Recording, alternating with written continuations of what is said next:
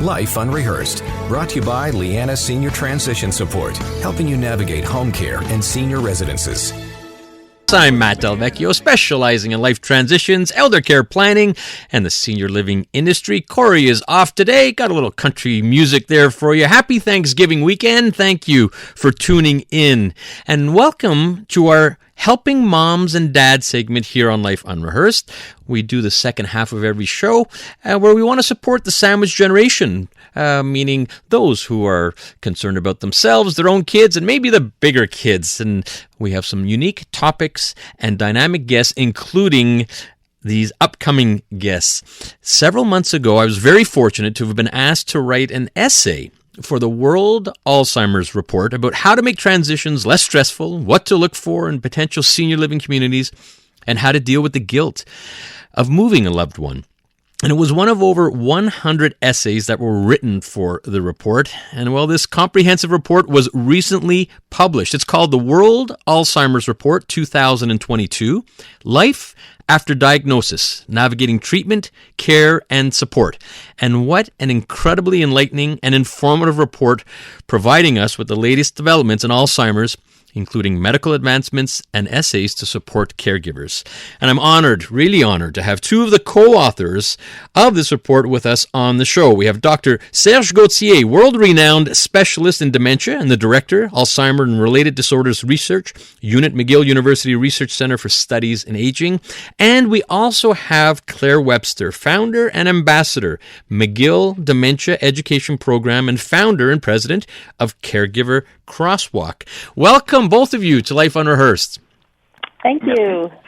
Well, thank you for joining us again. Such an incredible piece of work, the World Alzheimer's Report. Very, very proud. Dr. Gauthier, we're going to start with you. Can you tell us about some of the highlights of this World Alzheimer's Report? Thank you for inviting us. We have Claire and I and two colleagues and one student invited 215 authors, and you were one of them, to write about topics selected by the editors as most relevant to post-diagnostic care. So our information to write the report was based on these expert reports plus surveys. Our audience, that's important for the listeners, included not just doctors, but also persons living with dementia, their families, teachers, governments, and the public at large. There is an important chapter on prevention. And I'll just finish by saying that the lack of information about dementia was reported in the surveys by more than 4,000 people as the number one issue.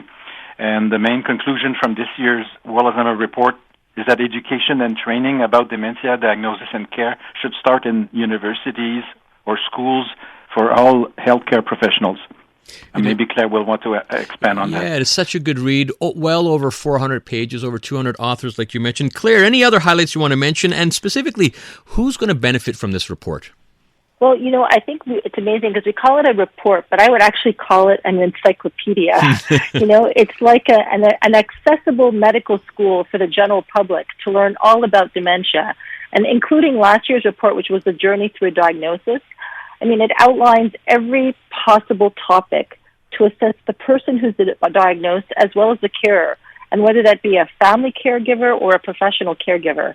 And, what makes this report so special is, dementia is not a one-size-fits-all, okay? The report highlights the importance of having a person-centered approach and really catering to the needs of the person who is being diagnosed. The disease can manifest differently in different individuals, and it's ever-evolving. So it's imperative that, family caregivers are properly educated and provided with the necessary skills to manage the various stages. And we cover all of those aspects, but even one step further is from a world perspective. So, really taking into account the different cultures that are affected by this illness. I think in the launch, which was done last month, over 90 countries listening in on the live launch, and both of you, so very proud of you, so prevalent and influential in this report. And Dr. Gauthier, I think our listeners need to know, and we should be so proud right here in our own backyard. What was the selection process to create the World Alzheimer's Report 2021 and 22? Yeah, we had to compete against other universities worldwide and organizations. The rule set by the sponsor, Alzheimer's Disease International, is that you had to bid for the 2 reports. So you had to commit for 2 years. And we won. The runner-up was someone in Australia. Well, you should be very, very proud and so well deserving. Again, I can't emphasize enough how fortunate we are to have leading researchers and a medical community right here in Montreal that are the forefront of advancements in dementia care, including neuroimaging, which was part of it as well. You mentioned a student, and we have to give a shout out to the other co-authors, Dr. José Moret and Dr. Pedro Rosa Neto, very prominent Montrealers as well on the report. Now, Claire, I want to shift gears a little bit because you are so involved with what's called the McGill Dementia Education Program. Can you tell us more about this? Yeah, it really touches upon what Dr. Gauthier said earlier about really improving the level of education beginning at the university level. And, as a former caregiver who received absolutely no information from the healthcare system, I wanted to, really approach one of the best medical schools in the world, which was McGill, and develop a program that would offer free resources to the community, as well as have an opportunity to lecture to medical students. And so basically, this program is a comprehensive array of, and I cannot emphasize enough the word free resources that includes webinars, webcasts. I have a biweekly webcast called McGill Cares, a dementia companion guide, free virtual support groups. Just everything that people could go and access, and it's at mcgill.ca/dementia. And Dr. Gauthier and Dr. Morer are the co-medical academic leads of the program, and we're just constantly coming up with new ideas to do some even more community outreach and help caregivers. It is always evolving, and like you say, so many resources, many of them free. And Dr. Gauthier, I want to talk a little bit about, we always hear that there is no cure for Alzheimer's, dementia, and it is very frustrating for families. And we figure, hey, we're improving so much in cancer, and it seems that Alzheimer's and dementia, it seems to be lacking and falling behind. So can you speak to this? Is there a hope for a cure, at least a delay in Alzheimer's and other dementia-related diseases?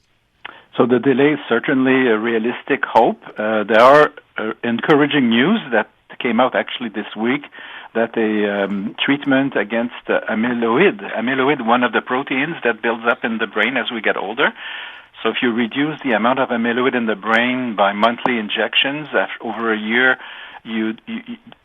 compared to people who were not getting the real medication, a placebo, there is a difference in the progression of symptoms. But the treatment seems to be effective in early stage of Alzheimer's disease, not other kinds of dementia. It has to be Alzheimer with amyloid in the brain. Another approach being tested is treatment against the other protein called tau, and it's a pill that's used, a derivative of methylene blue, and we'll have results of that in a congress early December. Combination therapies, we're already thinking ahead. What if we have a treatment for one protein and the other protein? Should these drugs be used in sequence or combined together? So we're getting into that line of thinking, which is a bit similar to cancer therapy, as you were saying.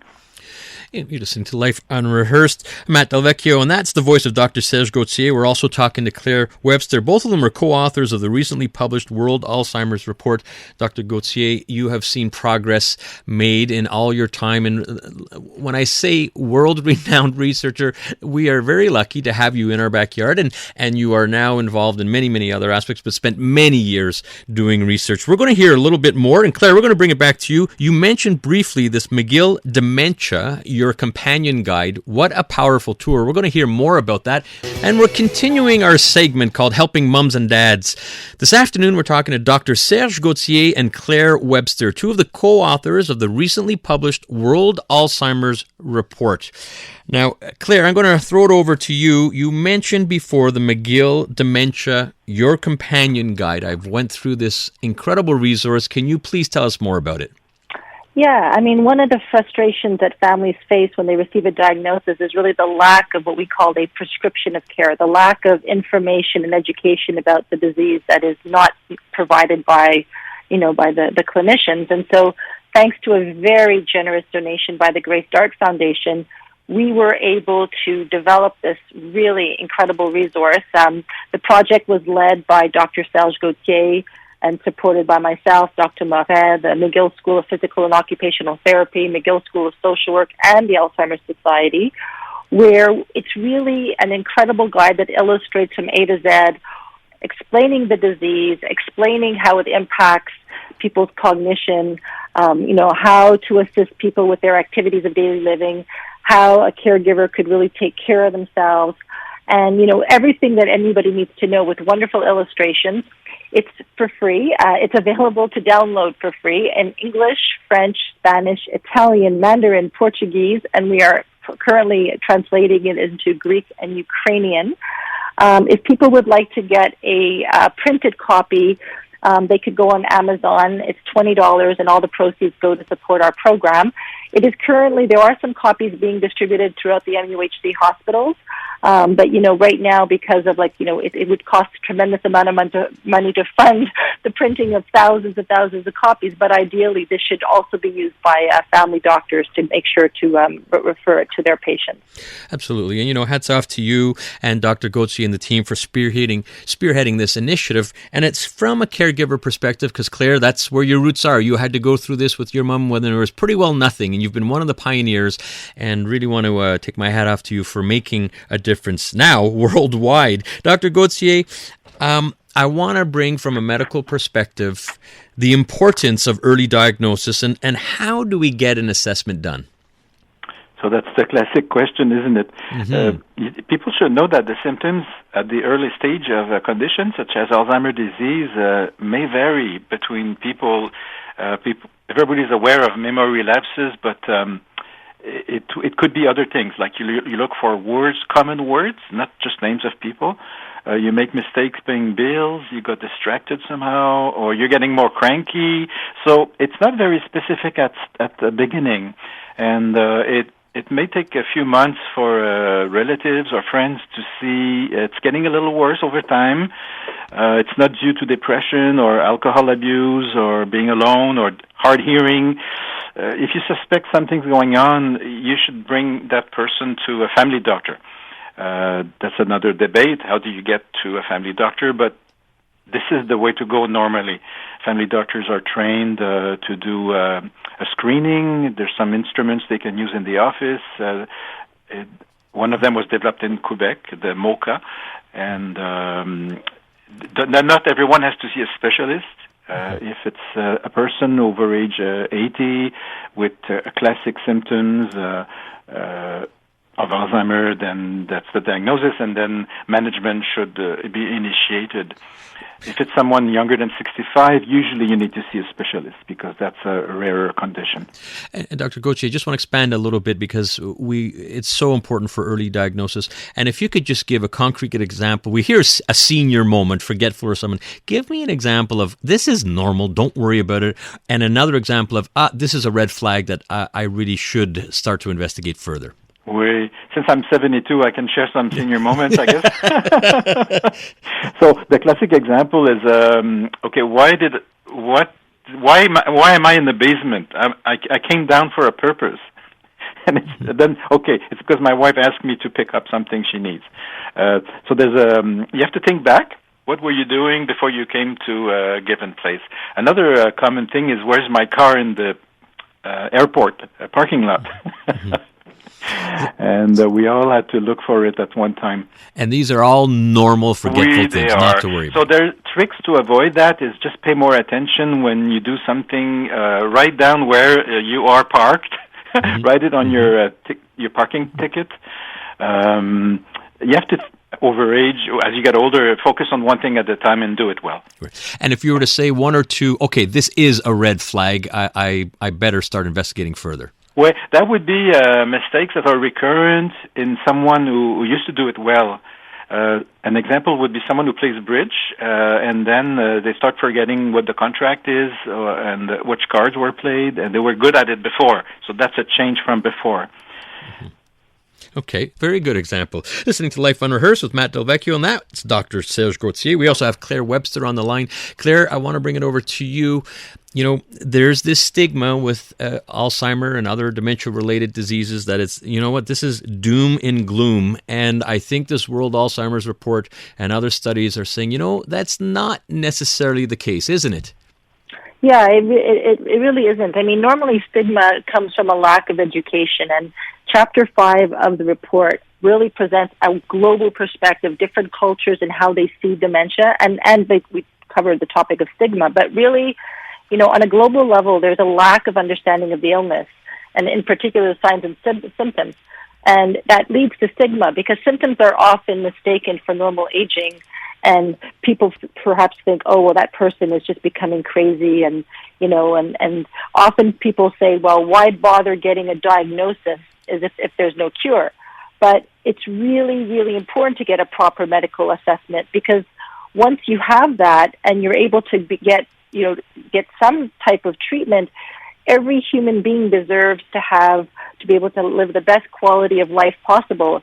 And a diagnosis of dementia isn't that what you say, that doom and gloom. There are so many things that a person can still do, like so many. But that's why that assessment is important, because you can work with that healthcare provider to make sure the person has the necessary tools, certain medications if needed, certain aids around the house if needed. So it's really, there's a lot of hope. There's some amazing chapters in the book that talk about that, but I can't emphasize enough the importance of going and getting a proper diagnosis. So Claire and Dr. Gauthier, I've heard you both speak many times. And Claire, if I can go, a line you use quite often when your mom was diagnosed, now we're talking how many years ago? Oh my gosh, it was like about 14 years ago now. Okay, 14. And what were you told after that doctor's appointment? Good luck, Mrs. Webster. And let's advance it 14 years now, and I would say due to a lot of the advancements for you personally and Dr. Gauthier, that's why I'd like to reemphasize about the doom and gloom, not necessarily the case. Is it fair to say, Claire, that there are so many more resources available to caregivers? Well, actually, when I look back, it was 16 years ago, actually. Okay. There are more resources, but the challenge is, Matt, that people don't know how to access them. I mean, when we talk about the lack of information, and this came out loud and clear in the report as well, it was that lack of information about the illness, but it was also the lack of information about those amazing community organizations that can provide assistance. People don't understand how to access support from the public healthcare system, from the community organization. So I realize there's a lot of amazing organizations doing great work, but it's just that the people who need those services don't know how to access them. Exactly. Yeah, a very good point. And I have to give a shout out to Nova West Island. I'm on their board, and they do some wonderful work as well. We have to wrap it up. We want to thank both of you, Claire Webster, Dr. Serge Gauthier. Can you tell us, if we want to find out more about Alzheimer's and dementia, where should we go? You can go to the McGill University Dementia Education Program. So it's mcgill.ca/dementia. And if you would like to reach Dr. Gauthier or myself, just send us an email at dementia@mcgill.ca. All right, Claire, thank you very much. Dr. Gauthier, thank you once again for joining us. It's a pleasure. Thanks, Matt. All right. Bye-bye. Very good. Dr. Serge Gauthier and Claire Webster here on Life Unrehearsed. Many thanks for tuning in. And as a reminder, for all your inquiries or assistance with life transitions, elder care planning, and the senior living industry, it'd be my pleasure to help. Our services are completely free. Call me at Lianas Senior Transition Support, 514-622-8074, or look us up at Lianas Senior Transition Support. Many thanks to our technical producer, Max. Great job today. And you can listen to Life Unrehearsed here on CJAD 800 every Saturday at 3 p.m.